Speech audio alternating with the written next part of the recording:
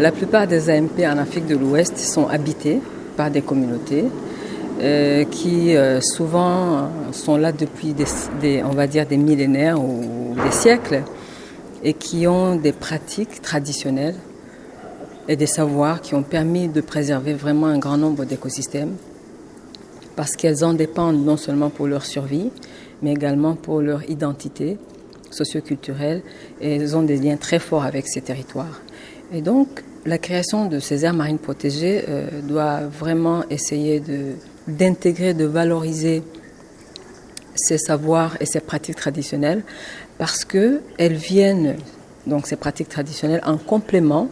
à toutes les autres mesures de conservation. Elles permettent de renforcer les liens et l'appropriation des communautés et elles permettent en fait de préserver un patrimoine naturel et en même temps un patrimoine culturel qui est important pour ces communautés.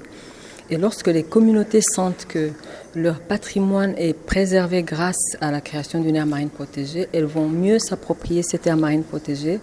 Elles vont également mieux s'impliquer dans la gestion de cette aire marine protégée. Et nous savons aussi que beaucoup d'aires marines protégées où ces communautés n'ont pas été véritablement impliquées, où ces connaissances